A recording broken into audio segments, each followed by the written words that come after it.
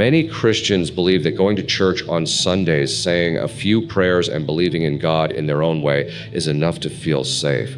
But today I will share with you one of the most shocking near-death experiences ever recorded, a true testimony, one of the most well-known in the world, that has brought millions to tears, a vision that has shaken even theologians, pastors, and end-time scholars, because what was seen wasn't heaven, it was hell.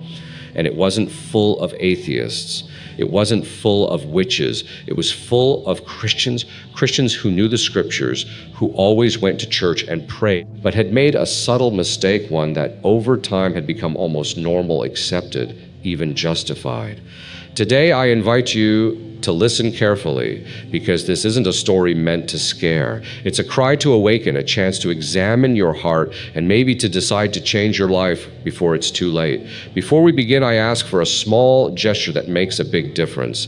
Type amen in the comments and leave a like on the video. This helps us bring testimonies like this to more hearts every day and to walk together as Christians who truly follow the word of the Lord. My name is Michael Donovan, and if you had met me until a few years ago, you would have thought I was a man. In order, I worked as an analyst for one of the largest financial companies in the Midwest, well-pressed jacket, sober tie firm, handshake. I spoke little about myself, but I never missed a prayer meeting. I could quote the Psalms with the precision of a surgeon, and I regularly donated to the church orphanage and was out of tune like a missing chord in a perfect symphony. It wasn't the first time God had shaken me. There had been another moment. I still remember it as if it were yesterday, even though Even though almost 20 years had passed.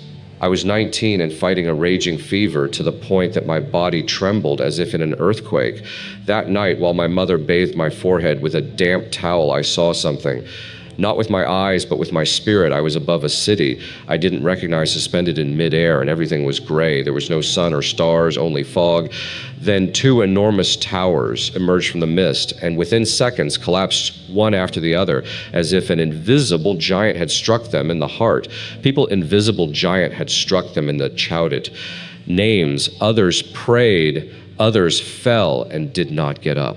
A wind full of dust hit my face, and then darkness. I woke up trembling. I told everything to the pastor of my church, who replied with an embarrassed grimace, "Michael, it must have been the fever." Leave these 10 days later, I saw the same scene on the news, September 11th, 2001, New York, the Twin Towers. My mother screamed in front of the screen the exact scenario I had seen, down to the detail of the smoke that enveloped everything like a blanket of death. But I also didn't become the man I should have been. Instead, I put myself off in silence. I continued to live well, to work hard, to be a good Christian. But I stopped listening to that inner voice, slowly extinguishing it as one suffocates a candle with their fingers. I convinced myself that it was enough to pray, participate, appear, until that day, January 15th, 2019. I had just finished a tense meeting. My boss had accused me of making a mistake in a projection on the bond market. It wasn't true, but instead of defending myself, I remained silent. I swallowed the anger like poison. That evening, I had to go to the pharmacy. My blood pressure had dropped in recent days. Nothing serious, they said. Work stress, nothing more. I entered the store with a weight on my chest that I couldn't explain. The fluorescent light seemed like pins in my eyes. Every word of the people around me was white noise. Then the emptiness, my legs giving way, a distant voice. He's collapsing. A hand that vainly seeks a shelf, then blackness, but not the blackness of sleep. It was a blackness that had substance density, a silence that screamed, and there I understood I was dying. There was no panic. There was awareness I was still me, but without a body. As if I were made only of thought, memory, and truth, I no longer had anything to hide behind.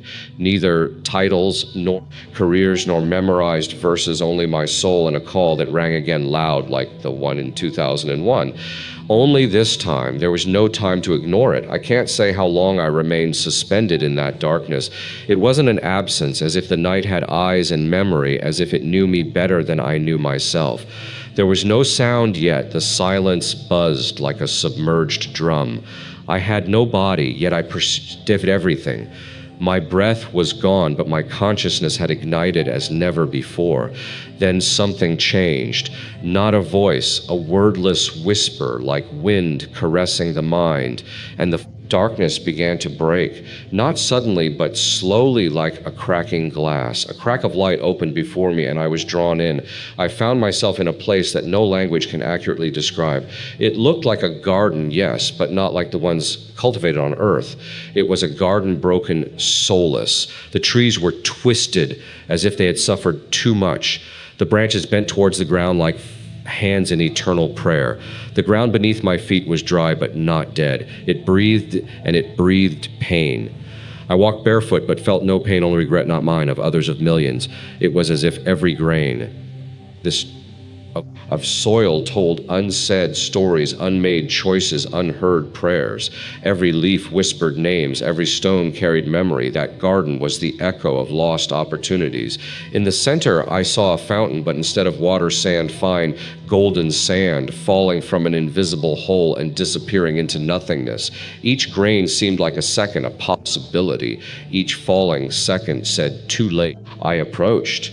When I placed my hand on the edge of the basin, a wave of images overwhelmed me. Not symbolic visions, real scenes, memories, not mine, of others. A woman knelt, was full of hatred for her sister-in-law. A pastor shook the hand of a newly baptized man. A pastor shook the hand of a newly baptized man.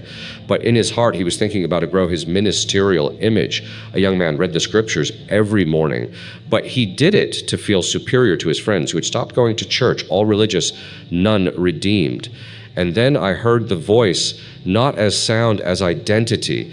It was Jesus. There was no doubt. He doesn't present himself with titles or miracles. He makes himself known by what emanates from him. Truth, that tears love, that burns justice, that embraces Michael. He said, I turned around. I didn't see him, but I felt him all around me, as if the very air had taken his form. Before showing you what awaits you, you had to see this place. This is the garden where the seeds that never sprouted mature. It is the point where intentions not transformed into obedience wither. What place is this? Lord, I asked, not with my lips, but with my heart. It is the anteroom. Here arrive the hearts that have known my voice, but have silenced it. Here are gathered the promises, never kept the prayers said out of fear, the conversions that have never given birth to humility. Every word was like a sword that pierced my justifications. And within me something broke, because for the first time I saw, who are these, I asked. Those who called me Lord, but never let me reign. The roots of the trees moved slightly, as if trembling under the weight of a revelation, and I understood that this garden was not hell, but neither was it heaven. It was the truth before judgment. The moment when the soul is forced to see itself without filters, then the light opened and the garden vanished like mist in the sun. I felt a force dragging me, and the vision changed, but not my conscience. Now I knew true hell begins when you realize your faith was just theater. The garden disappeared as if it had only been a curtain, and behind it opened a world that no human heart can contain without breaking. I was no longer among broken roots or waterless fountains, but on a ridge as thin as a border between life and damnation.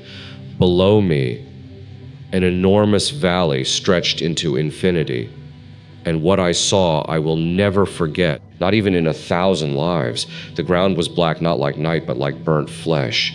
Everywhere cracks from which a fire rose that emitted no light but torment. The air was thick as pitch, and yet I breathed, or rather, I felt the breath of others, millions of souls, some motionless others in a continuous, desperate movement, as if looking for a way out of a place that had no doors. There faces my God, the faces. Some of them I knew. The first was Pastor Reed. He had still remembered, he told me that knowing God was more important than studying him. When he told me that knowing God was more important than studying him.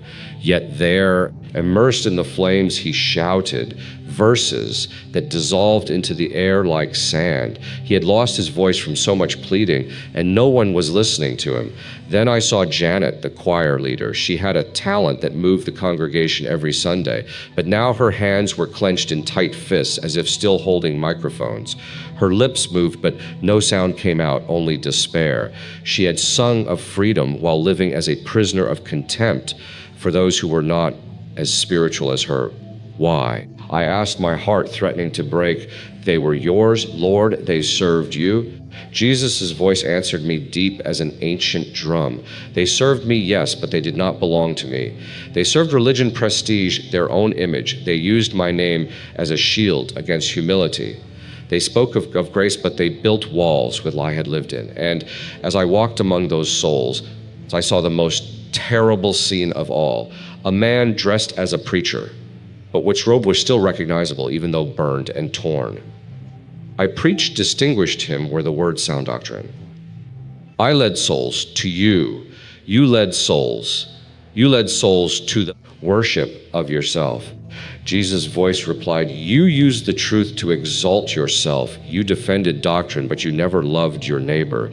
Every sermon of yours was a wall, not a bridge I was forced to watch to feel every crumb of despair. Those souls were not there for external sins, as the world defines evil. They were there for something more subtle, more treacherous, the illusion of being righteous. They had not blasphemed, stolen, killed. They had simply believed they were already saved without ever letting salvation. I served at the homeless shelter. A man cried out, I brought food to the poor. I served at the homeless shelter. But his hands were clenched in fists, his teeth gritted not in pain but in anger. But you did it to feel better about yourself. The Lord's voice whispered, not out of love, you judged those who didn't do as you did, and you thought that doing was enough to be. I walked on. Each step was a condemnation for myself, each face a fragment of a mirror. I saw myself in those gestures, in those thoughts, in those prayers, made more to quiet my conscience than to touch God.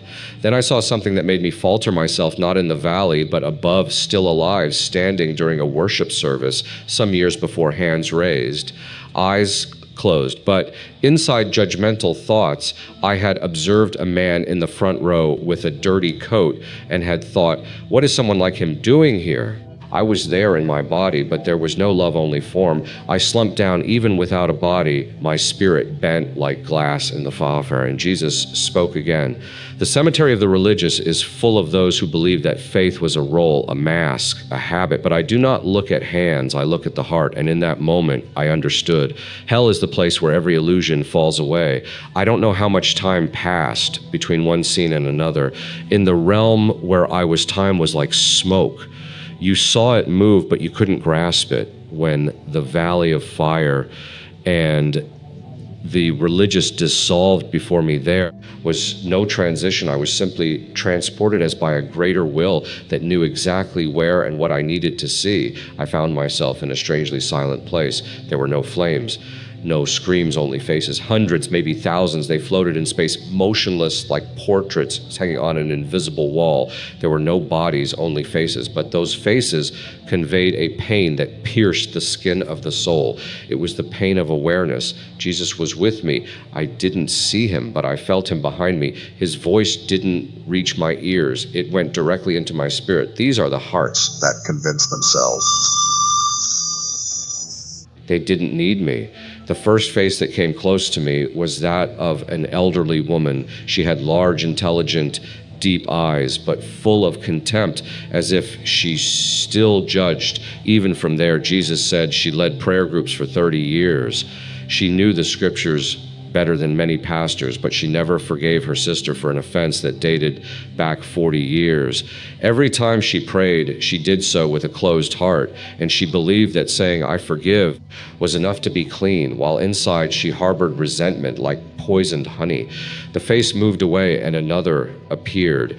A young man, probably a worship leader. I recognized him. He had appeared in some conference I had watched on YouTube. He had talent, charisma, and yet his eyes now were empty. not sad empty, as if his heart had lived in a closed room without windows.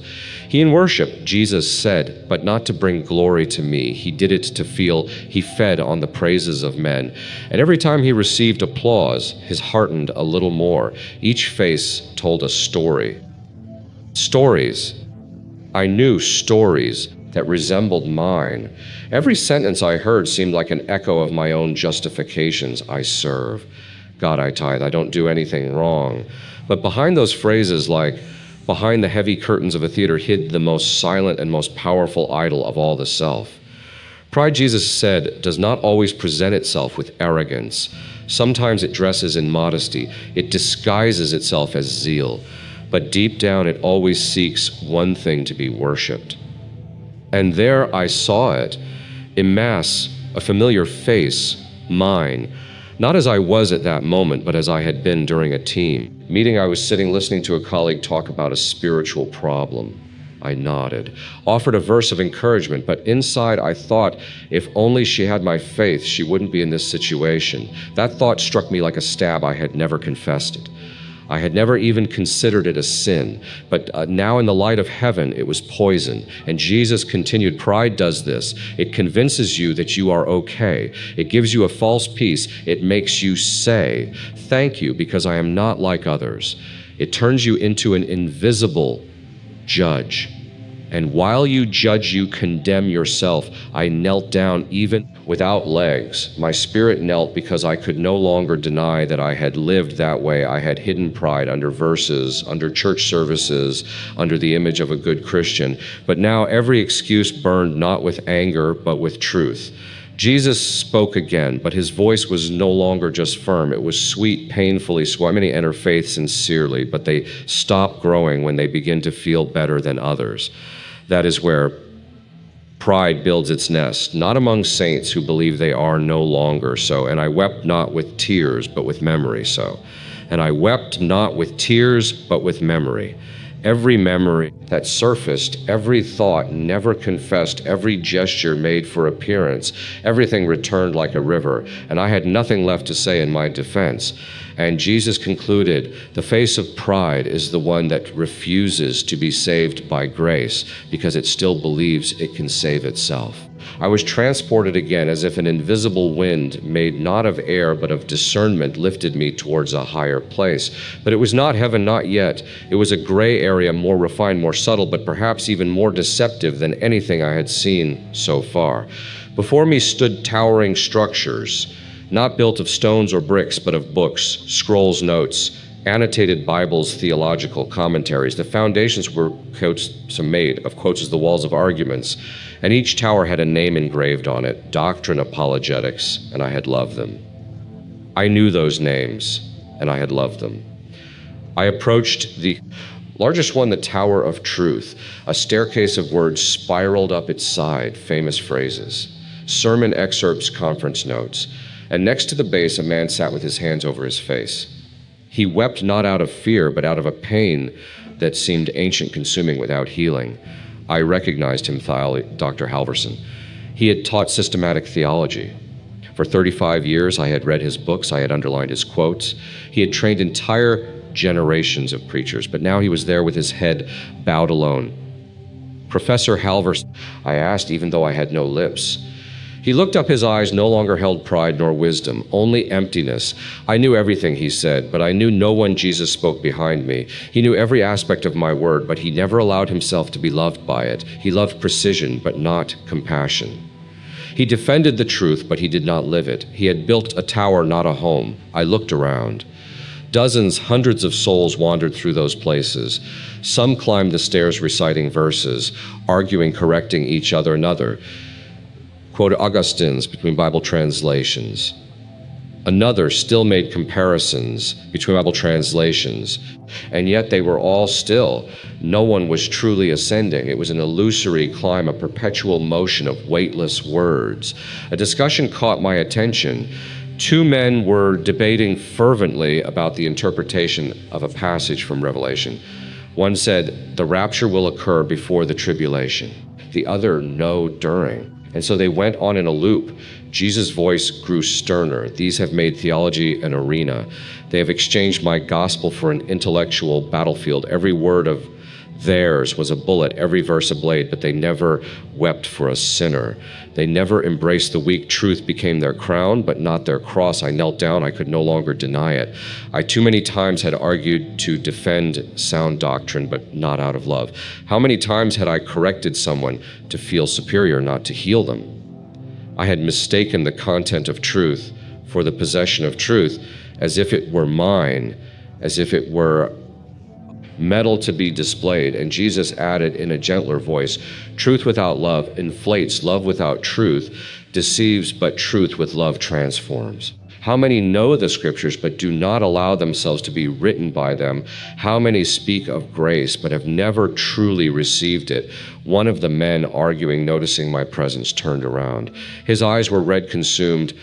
I came here to seek the truth. He said, but I didn't realize that in the meantime, I had lost Jesus. Then he pointed to another building. It was low, almost hidden. There were no books, no engraved phrases, only a simple door above it, a writing, "Blessed are the pure in heart, for they shall see God."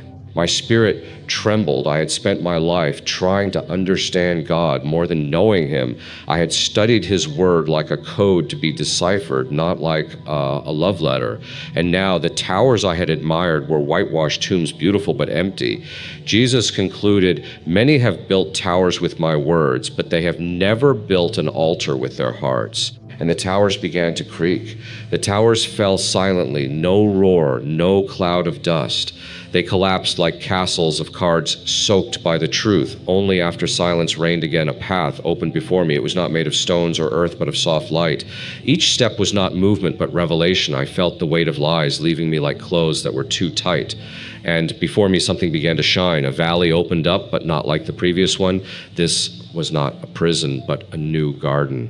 This was not a prison, but a new garden. Here, the trees did not have twisted roots, but deep, strong, hidden ones. The leaves did not fall, but vibrated in the passing wind. And there in the heart of that place, I saw them, the redeemed. They had no halos, no crowns. No one spoke loudly. No one showed off. They walked in simplicity. And yet every gesture, every glance, every smile was imbued with a glory that did not belong to them, but that passed through them like light, through pure glass. A woman folded a sheet on a rope. The gesture was so humble, but so full of peace that it seemed like a liturgical act. Jesus spoke to me. This woman washed clothes for the sick for 40 years without ever being noticed. Every gesture of hers was an offering. She sought no reward. She asked for no recognition, but heaven recorded every fold of her hands. An old man with a stick walked slowly through the garden. Every step seemed to guard a secret. He prayed for his community every night without anyone knowing. When he died, many thought his life had been useless, but his prayers saved lives he himself never knew. Then I saw a little boy. He couldn't have been more than 10 years old, but the light that surrounded him was more intense than all the collapsed towers put together. He died. Young Jesus said he was disabled, but in his silence, he loved more deeply than many preachers. His suffering was continuous worship. He never spoke, but he whispered love to me throughout his life. I walked on. I wept not with sadness, but with awareness. For the first time, I was seeing the true strength of mysteries, not toodles with thousands of followers, but the silent forgiveness of a widow, the caress given to an unnamed sick person, the renunciation made in the secret of a room. I saw a kneeling mother, her face worn by the years around her. Children played in peace. She raised 5 children in the faith, Jesus said.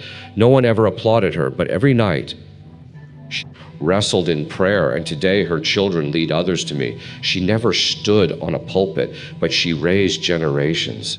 And then I saw something that tore me apart, a figure myself, but transformed. Not the one I had known with an elegant jacket and underlined Bible, but a humbler, lighter Michael. He walked among the redeemed, not with confidence, but with gratitude. His gaze did not seek approval, but carried love. His hands were empty, but ready to serve. That Michael no longer wanted to be seen. He wanted to see. Jesus spoke with deep tenderness. This is the version of you that you can become if you choose the narrow path. If every day you let of siding of and let me live.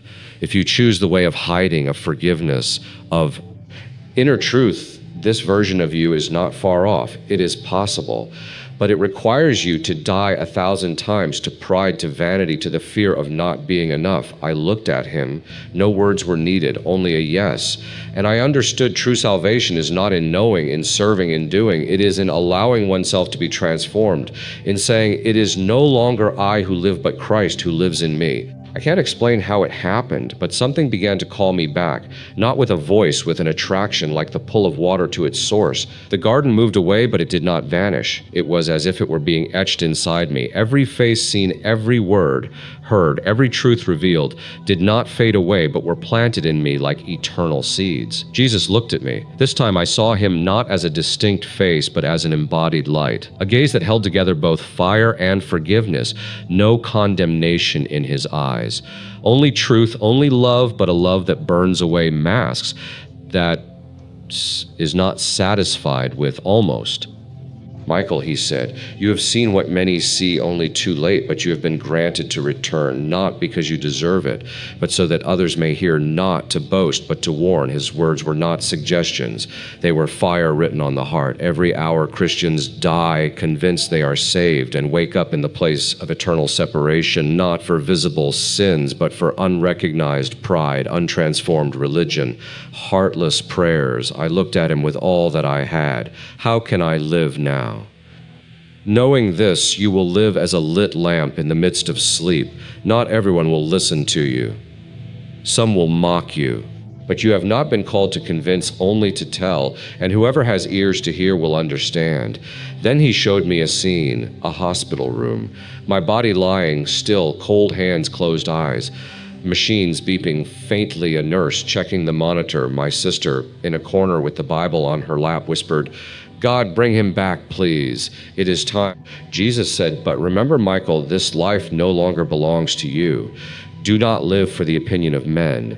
Do not live to prove yourself.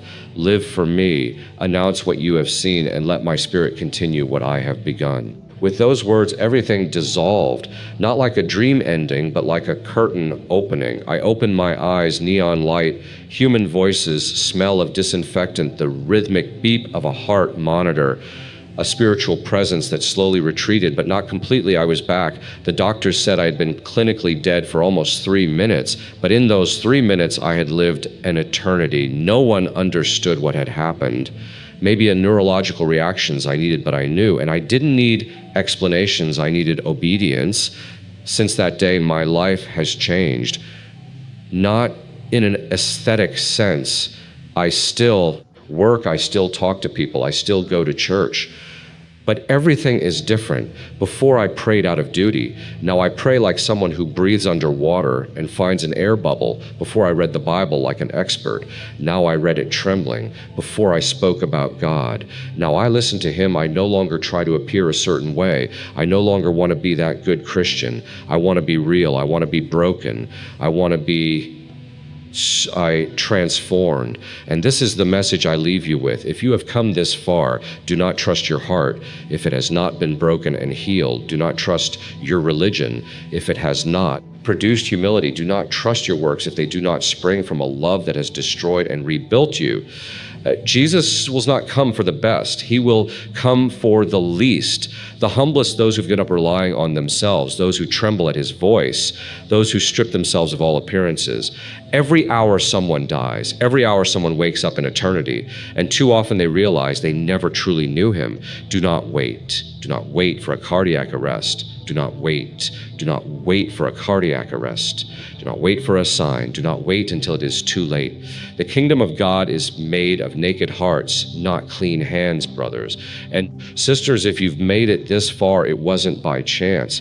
This testimony is a wake-up call. Write in the comments where you're watching from. I want to know who you are, where you're standing watch, and where the Lord has allowed you to hear this message. If this touched your heart, don't keep it to yourself. Share it now. Send it to your family groups, your friends, to anyone who's drifted away from God.